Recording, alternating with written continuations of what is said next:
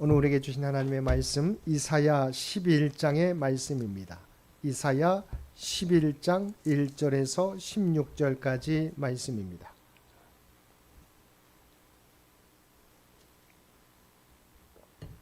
이사야 11장 1절에서 16절까지 말씀입니다. 이새 줄기에서 한 싹이 나며 그 뿌리에서 한 가지가 나서 결실할 것이요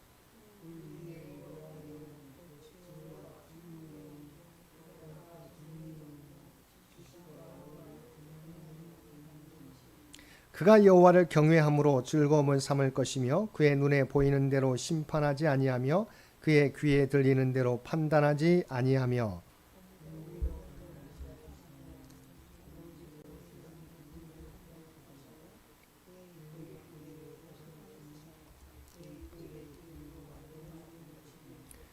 공의로 그의 허리띠를 삼으며 성실로 그의 몸의 띠를 삼으리라.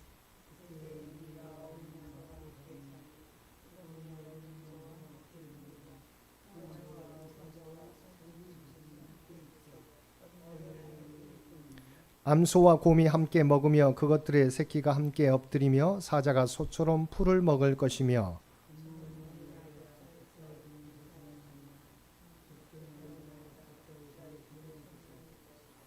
내 거룩한 산 모든 곳에서 해됨도 없고 상함도 없을 것이니 이는 물이 바다를 덮음같이 여호와를 아는 지식이 세상에 충만할 것임이니라.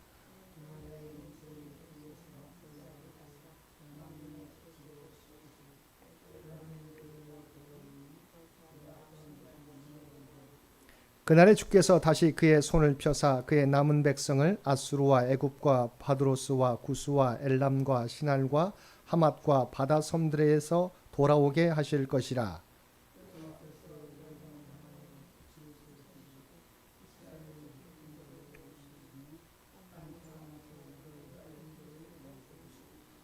에브라임의 질투는 없어지고 유다를 괴롭게 하던 자들은 끊어지며 에브라임은 유다를 질투하지 아니하며 유다는 에브라임을 괴롭게 하지 아니할 것이요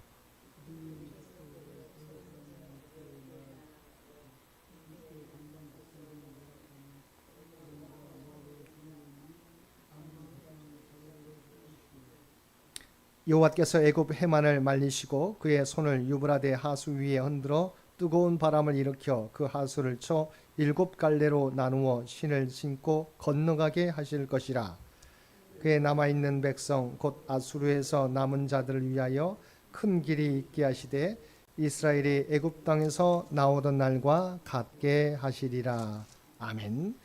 오늘도 말씀과 기도로 금요일 하루를 시작하는 우리 모든 성도들 가운데 하나님의 놀라운 은혜가 언제나 함께하여 주시기를 주님의 이름으로 간절히 축원드립니다. 오늘 통독할 말씀은 이사야 10장에서 12장까지 말씀입니다. 그리고 오늘 살펴볼 말씀은 이사야 11장의 말씀입니다. 11장 1절에서 9절까지 말씀은 메시아의 공의의 통치에 의한 평화의 나라 도래 예언을 보도하고 있습니다.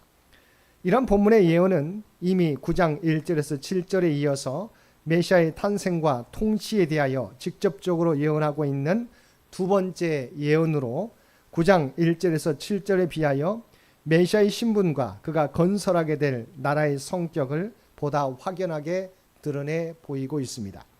즉 하나님이 보내신 메시아가 공의와 성실로 통치함으로 말미암아 다툼과 전쟁 그리고 양육강식, 천적관계, 해됨과 상함이 전혀 없는 완전한 평화의 나라를 건설하게 될 것임을 말하고 있는 것입니다. 먼저 1절과 2절은 이새의 혈통에서 메시아가 나실 것과 그에게 여호와의 영이 강림하게 될 것을 예언하고 있습니다. 다음으로 3절에서 5절은 이새의 혈통에서 나신 메시아가 여호와 경외에서 우러나온 공의와 성실로 통치하게 될 것을 예언하고 있습니다. 6절에서 9절까지 말씀은 메시아의 공의로운 통치로 말미암아 완전한 평화의 나라가 도래할 것과 그 나라에 속한 자들이 지극한 행복을 누리게 될 것을 목가적인 분위기의 노래로서 예언하고 있습니다. 이런 본문의 예언은 이 예언이 선포된 때로부터 약 700여 년 뒤에 예수님이 다윗의 자손으로 나심으로 1차로 성취되었습니다. 그리고 궁극적으로는 예수 그리스도께서 재림하시어 완전한 메시아 왕국을 이루심으로 완전하게 성취될 것입니다. 이사야가 여기에 이 예언을 삽입한 데에는 아주 중요한 목적이 있습니다.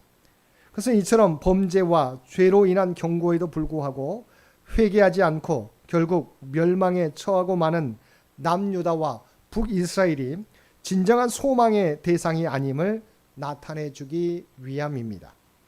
즉 하나님의 백성이 참으로 소망을 가져야 될 나라는 다윗 왕국과 같은 이 세상 나라가 아니라 메시아를 통해서 도래할 영원한 하나님의 나라임을 가르치고 있는 것입니다.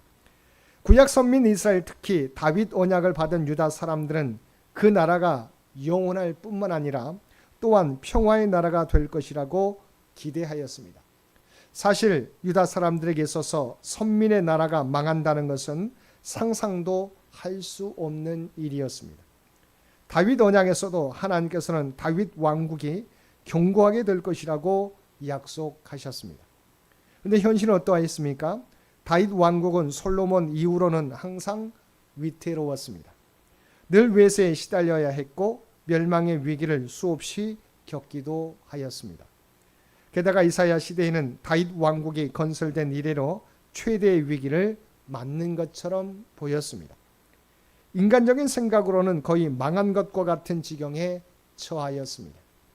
이로 인해 유다 사람들, 곧 하나님의 백성들은 하나님의 언약에 대하여 회의를 품을 수도 있었습니다. 그러나 다윗 언약은 다윗 왕국과도 관련된 언약이지만 궁극적으로는 다윗의 자손으로 태어나실 그리스도의 나라에 관한 언약이었습니다. 다윗 왕국은 하나님의 백성들로 그리스도의 나라를 바라보게 하는 일종의 표지판과 같은 것이었을 뿐 다윗 왕국 자체가 하나님께서 궁극적으로 건설하시고자 하신 완전한 하나님의 나라는 아니었습니다. 하나님께서 궁극적으로 건설하고자 하신 하나님의 나라는 그리스도의 나라였습니다. 그 그리스도의 나라가 영원한 나라이며 그 나라가 도래하게 될 때 비로소 6절 이하에 상징적으로 묘사된 것과 같이 하나님의 백성들이 진정한 평화를 누리게 될 것이었습니다. 10절에서 16절까지 말씀은 메시아에 대한 열방 복속과 남은 자의 귀환 및 선민의 열방 지배 예언을 보도하고 있습니다. 10절을 보면 그날에 이새의 뿌리에서 한 싹이 나서 만민의 기치로 설 것이요 열방이 그에게로 돌아오리니 그가 거한 곳이 영화로우리라고 하였습니다. 그래서 우리가 주목하고자 하는 것은 열방이 그에게로 돌아오리니라고 하는 말입니다. 이것은 열방이 회개하고 그리스도로 돌아와 구원을 얻게 될 것이라고 하는 말입니다. 즉 열방의 구원이 그리스도께서 나시기 약 700여 년 전에 예언되고 있는 것입니다. 물론 열방의 구원은 여기서 처음 예언되고 있는 것은 아닙니다. 열방의 구원을 받게 될 것이라는 사실은 성경이 처음 기록될 때부터 예언된 것입니다. 이것이 이사야의 예언을 통해 보다 구체화된 것뿐입니다. 이것은 열방의 구원이 처음부터 하나님의 작정 가운데 있었음을 시사해 줍니다. 이어서 11절과 12절은 선민의 남은 자들이 열방으로부터 메시아의 나라로 귀환하게 될 것임을 예언하고 있습니다. 다음으로 13절과 14절은 그동안 적대적이던 선민의 자손이 세운 두 나라 남유다와 북이스라엘이 서로 화해할 것과 힘을 합쳐 열방을 정복하고 지배하게 될 것임을 예언하고 있습니다. 끝으로 15절과 16절은 하나님께서 선민의 남은 자들을 위하여 출애굽 사건과 같은 놀라운 구원 사건을 일으키실 것임을 예언하고 있습니다. 이러한 본문의 예언은 가깝게는 BC 537년 선민의 바벨론 포로 귀환과 이방인들의 개종, 조금 멀게는 예수 그리스도의 초림과 오순절 성령 강림으로 말미암아 유대인과 이방인을 다 포괄하는 신약 교회가 형성될 것을 예언한 것입니다. 그리고 궁극적으로는 예수 그리스도의 재림의 때 민족 간, 지역 간, 계층 간 다툼이나 분열이 없고 조화와 일치와 화목만 있는 우주적인 하나님의 나라가 도래하게 될 것을 예언한 것입니다. 따라서 본문의 예언은 이미 성취되었으며 현재도 성취되고 되고 있으며 종말에 궁극적이며 온전한 성취가 이루어질 것입니다. 그리고 이전의 성취에 비추어 볼 때 궁극적인 성취는 비록 그 정확한 때는 알 수 없다고 해도 반드시 성취될 것만은 틀림없는 사실입니다. 그러므로 성도는 영광스러운 하나님의 나라의 도래에 대한 비전을 가진 사람들로서 이 세상에서 많은 고난을 당하지만 참고 인내해야 할 것입니다. 동시에 우리에게 그러한 비전을 갖게 해주신 예수 그리스도와 하나님께 감사하며 우리에게 주신 큰 소망을 인하여 세상을 이기고 더 견고하고 순전한 믿음을 지키며 살아가야 할 것입니다. 사랑하는 성도 여러분, 이러한 이사야의 예언은 유대인들을 위한 것이기도 하지만 가장 궁극적으로는 오늘 우리를 향한 것입니다. 이 예언의 말씀 가운데 제시된 하나님의 나라는 어떤 어려움 속에서도 반드시 성취될 것입니다. 그러므로 어떤 역경과 고난이 우리 앞에 놓일지라도 주님의 재림의 날에 완성될 하나님의 나라를 바라보며 오늘도 믿음의 사명을 감당하며 살아가는 저와 여러분 모두가 되시기를 주님의 이름으로 간절히 축원드립니다. 함께 기도드리겠습니다. 사랑하는 충만하신 아버지 하나님, 하나님의 나라는 이미 예수 그리스도께서 이 땅에 오셔서 십자가에 달려 돌아가셨다가 부활하심으로 시작된 줄로 믿습니다. 그러나 아직 완성은 아니고 주님의 재림의 날에 완성될 줄 믿습니다.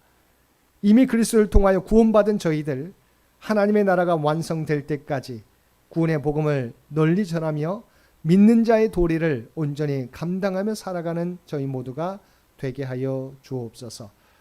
또한 이 나라와 이 민족을 기억하여 주시기 원합니다. 지금까지 지켜주신 아버지 하나님, 오직 하나님의 뜻 가운데 통치하시고 인도하여 주옵소서.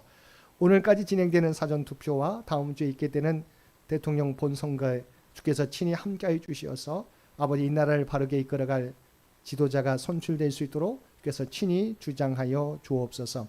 백주년을 준비하며 나아가는 창현재단을 기억하여 주시고 지금까지 베풀어 주신 은혜를 기억하며 다음 선교 100년을 준비하는 데 부족함이 없도록 하나님의 지혜와 능력으로 우리 모두를 인도하여 주옵소서.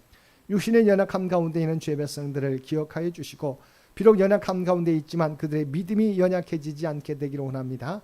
늘 하나님을 바라보고 간구하는 죄 백성들 모두 되게 하여 주옵소서. 주님을 의지함으로 하나님의 놀라운 치유와 회복과 평안을 날마다 누리며 살아가는 그들 모두가 되게 하여 주옵소서. 다음 세대의 미래의 주역들인 사랑하는 자녀손들을 위해 기도드립니다. 아버지 하나님, 어두워져가는 세상 가운데 세상을 바라보는 자녀들이 아니라 오직 하나님을 알아가는 데 힘쓰는 자녀들 되게 하여 주옵소서. 말씀 가운데 살아가게 하여 도와주옵소서. 하나님이 주신 기회와 능력으로 꿈과 비전을 준비해가며 성취해 갈 수 있는 귀한 자녀손들 모두 되게 하여 주옵소서. 오늘도 우리에게 복된 하루를 허락해 주신 것 진심으로 감사드립니다. 우리가 하나님의 구원받은 백성, 구별된 백성이라고 하는 정체성을 잃어버리지 않게 하여 주옵소서. 그리하여 오늘도 우리가 발을 딛고 살아가는 삶의 현장 가운데 그리스도의 아름다운 향기와 선한 영향력을 나타내며 살아가는 우리 모두가 되게 하여 주옵소서. 이 모든 간구 우리를 구원하여 주신 예수님의 이름으로 간절히 기도드리옵나이다. 아멘. 여러분 기도하실 때